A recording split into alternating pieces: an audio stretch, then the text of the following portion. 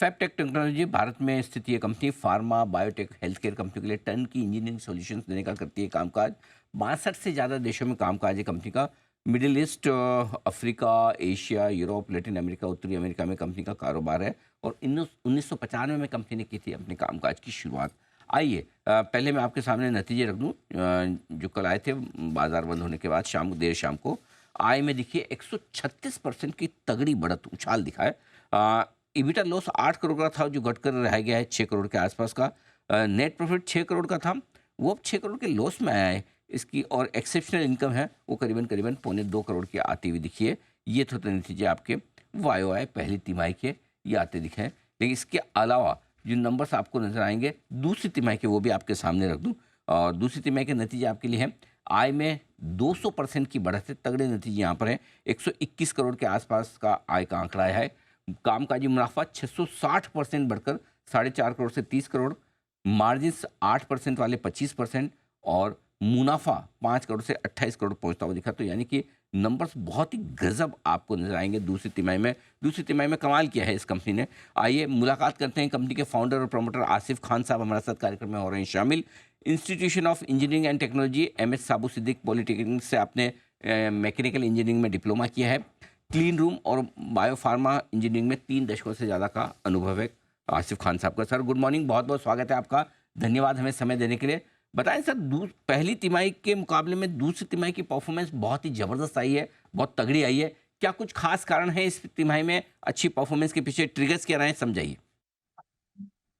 ये order position हमारी पहले से ही अच्छी है। और मेडिसिनल इंडिपेंडेंस को लेके मिडिल ईस्ट अफ्रीका में जो एफर्ट्स हो रहे हैं उसकी वजह से और भी पुश मिल रहा है।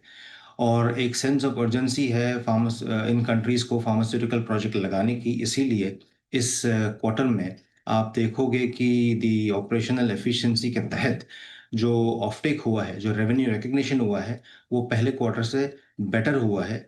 और this is expected to remain. And काफ़ी सारे हमने स्टेप्स लिए हैं ऑपरेशनल एफिशिएंसी को लेके। हमारी मैनेजमेंट और हमारी जो ऑपरेशनल एफिशिएंसी टीम है, they have really led a very good effort in the revenue recognition of the company. And the strategy जो हमने बनाई है कि हमारे ऑर्डर बुकिंग रेवेन्यू के 4 टाइम्स से 5 टाइम्स होंगे, उसकी भी हमको यहाँ पे बेनिफिट मिल रहा है। ये आपके पास कितने ऑर्डर्स हैं खान साहब, और वो कब तक आप पूरा करने का इरादा रखते हैं? आज की तारीख में हमारे पास 1150 करोड़ की ऑर्डर पोजीशन है। और अगले 2 क्वार्टर्स में हम और 300 से 350 करोड़ की ऑर्डर पोजीशन ऐड करेंगे।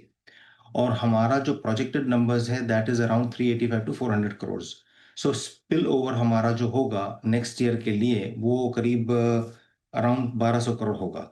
और नॉर्मली लास्ट ईयर तक करीब 18 से 18 to 24 months used to be the order conversion cycle. But जैसे मैंने बताया कि there is a sense of urgency in these countries and everybody wants to be medicinally independent, उसके चलते you will see कि अब जो एग्जीक्यूशन टाइम था वो शॉर्टन होके 15 to 18 months हो जाए। ओके, तो आप ये कह रहे हैं कि इस क्वार्टर में जैसे आपकी 121 करोड़ की सेल्स हैं रेवेन्यू, पिछले क्वार्टर में 70 करोड़ के आसपास की थी, यानी कि पूरे साल भर की मुश्किल से 400 करोड़ के आसपास की आपकी रेवेन्यू रहेगी। उसके सामने ऑलरेडी आपके पास 1500 करोड़ से ज़्यादा के ऑर्डर्स हैं आपके पास में, राइट? मतलब अगले 3 साल तक तो कामकाज की कोई कमी नहीं है। Absolutely not.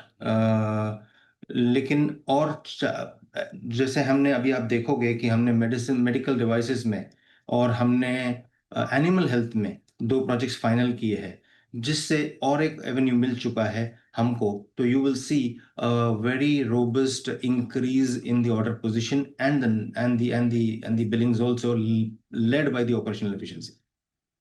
अच्छा, ये बताएं सर कि जो ऑपरेशनल परफॉर्मेंस इंप्रूव होकर आपका एबिटा लॉस था एबिटा प्रॉफिट में आ गया, नेट लेवल पे आप प्रॉफिटेबल आ गए, क्या ये मान के चलें कि ये आगे भी बरकरार रहेगा या सिर्फ इसी तिमाही में हुआ है? अगले 6 महीने के लिए किस तरह का आउटलुक है? नॉर्मली हमारे फर्स्ट ऑफ ऑल हमारा क्वार्टर टू क्वार्टर आउटलुक नहीं होता है, ईयरली गाइडेंस होता है बीइंग प्रोजेक्ट बिजनेस। बट हम we are very buoyant by the performance of the company, and आगे चल के भी अगर हमारा सेकंड क्वार्टर रोबस्ट है तो थर्ड और फोर्थ क्वार्टर में with the order position already in hand, we are expected to continue this growth. और ये रहेगा, जैसे मैंने आपको बताया कि हमने बहुत अच्छा ऑपरेशनल एफिशिएंसी और हमने execution tracking program called FabSafe install किया है, जिसके बेनिफिट आपको नजर आ रहे हैं। आसिफ खान साहब, आपका ज़्यादातर बिजनेस गल्फ कंट्रीज से है, यूएई से है, सऊदी अरेबिया से है, इंडिया से काफ़ी कम है, मुश्किल से 7% के आसपास का आपका रेवेन्यू है।